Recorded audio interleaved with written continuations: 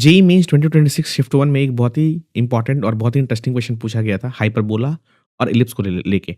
इस क्वेश्चन में एक हाइपरबोला दे रखा है और एक इलिप्स दे रखा है। हाइपरबोला की इक्वेशन हमें नहीं पता, इलिप्स की इक्वेशन दे रखी है x² / 36 + y² / 16 = 1। हाइपरबोला की सेंट्रिसिटी हमें 5 दे रखी है और हमें क्वेश्चन में एक और डेटा दे रखा है कि हाइपरबोला और इलिप्स दोनों कॉन्फोकल हैं। तो हमें लेटेस्ट सेक्टम के बारे में बात करनी है हाइपरबोला की।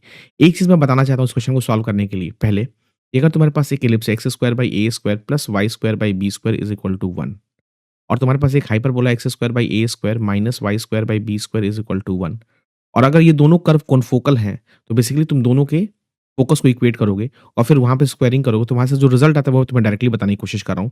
तो यहाँ पे हमेशा याद रखना a² - b² की जो वैल्यू होती है, वो a² + b² के बराबर होती है। यहाँ पे क्वेश्चन में मुझे a² 36 दे रखा है, -16 = a² + b²। यहाँ से मुझे आगे a² + b² की वैल्यू 20 आ जाएगी। क्वेश्चन में सेंट्रिसिटी ऑफ द हाइपरबोला दे रखा है, व्हिच इज़ नथिंग बट 5, तो 1 + b² / a² की वैल्यू हो जाएगी तुम्हारे पास 25। तो b² / a² की वैल्यू हो जाएगी तुम्हारे पास 24। तो b² की वैल्यू हो जाएगी तुम्हारे पास 24a²। अब इन दोनों डेटा का यूज़ करके मैं a और स्क्वायर और b² निकाल सकता हूँ। तो b² की जगह यहाँ पे डाल दो। This will become a² + b² की जगह हो जाएगा 24a² = 20। यहाँ से a² की वैल्यू हो जाएगी 20/25 which is nothing but 4/5, correct? और लेंथ ऑफ b² कितना हो जाएगा 24 times a² which is nothing but 4/5 which is nothing but 96/5।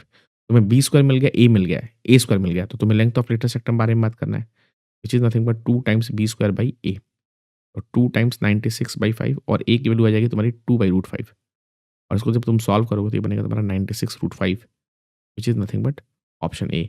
तो इस तरह से भी तुम हाइपरबोला और इलिप्स में जब कॉन्फोकल के सवाल आते हैं, तो उसको तुम 30 सेकंड के अंदर सॉल्व करके निकल सकते हो। ऐसे और भी इंटरेस्टिंग वीडियो को जानने के लिए चैनल को लाइक कर, शेयर करो और सब्सक्राइब कर दें।